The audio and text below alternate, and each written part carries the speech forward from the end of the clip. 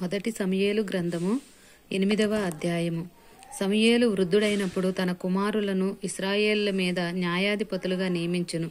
అతని జ్యేష్ఠ కుమారుని పేరు యావేలు, రెండవ వాని పేరు అబియా. వీరు బెయేర్షెబాలో న్యాయాధిపతులుగా ఉండిరి. అతని కుమారులు అతని ప్రవర్తనను అనుసరింపగా ధనాపేక్షులై లంచములు పుచ్చుకొని న్యాయమును త్రిప్పివేయగా ఇశ్రాయేళ్ల పెద్దలందరూ కూడి రామాలో సమూయేలు నొద్దకు వచ్చి, చిత్తగించుము, నీవు వృద్ధుడవు, నీ కుమారులు నీ ప్రవర్తన వంటి ప్రవర్తన గలవారు కారు కనుక సకల జనుల మర్యాద చొప్పున మాకు ఒక రాజును నియమింపుము, అతడు మాకు న్యాయము తీర్చునని అతనితో అన్రి.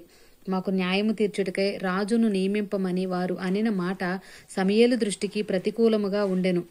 కనుక సమూయేలు యెహోవాకు ప్రార్థన చేసెను. అందుకు యెహోవా సమూయేలునకు సెలవిచ్చినదేమనగా, జనులు నీతో చెప్పిన మాటలన్నిటి ప్రకారము జరిగింపుము. వారు నిన్ను విసర్జింపలేదు గాని తమ్మును ఏలకుండా నన్నే విసర్జించి ఉన్నారు.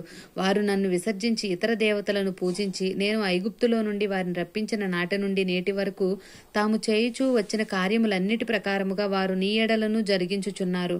వారు చెప్పిన మాటలను అంగీకరించుము. అయితే వారిని ఏలబోవు రాజు ఎట్టివాడగునో నీవే సాక్షివై వారికి దృఢముగా తెలియచేయుము. సమూయేలు తనను రాజును అడిగిన జనులను యెహోవా మాటలన్నీ వినిపించి ఇలాగున చెప్పెను. మిమ్మును ఏలబోవు రాజు ఎట్టివాడగుననగా, అతడు మీ కుమారులను పట్టుకుని తన రథములను తోలుటకును తన గుర్రములను కాపాడుటకును వారిని ఉంచుకొనును. కొందరు అతని రథముల ముందర పరిగెత్తుతురు, మరియు అతడు వారిని తన సైన్యములలో సహస్రాధిపతులుగాను పంచదశాధిపతులుగాను నియమించును. తన భూములను దున్నుటకును వాటి పంటను కోయుటకును తన యుద్ధాయుధములను తన రథముల సామానులను చేయుటకును వారిని ఏర్పరచుకొనును. మీ కుమార్తెలను భక్ష్యకారిణులుగాను బోనకత్తెలుగాను రొట్టెలు కాల్చువారిని గాను పెట్టుకొనును. మీ పొలముల్లోను మీ ద్రాక్ష తోటల్లోను ఒలీవ తోటల్లోను శ్రేష్టమైన వాటిని తీసుకొని తన సేవకులకి ఇచ్చును. మీ ధాన్యముల్లోను ద్రాక్ష పండ్లల్లోను 10వ భాగము తీసి తన పరివార జనమునకు సేవకులకును ఇచ్చును. మీ దాసులను మీ పనికత్తెలను మీ పశువులలోను గార్ధబములను శ్రేష్టమైన వాటిని పట్టుకొని తన పని కొరకు ఉంచుకొనును.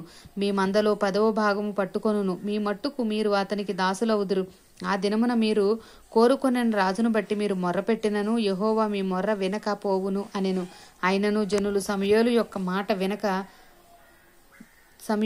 మాట చెవిని బెట్టనొల్లక, అలాగున కాదు, జనములు చేయు రీతిని మేమును చేయునట్లు మాకు రాజు కావలెను. మా రాజు మాకు న్యాయము తీర్చును. మా ముందర పోవుచు అతడే మా యుద్ధాయుధములను జరిగించుననిరి.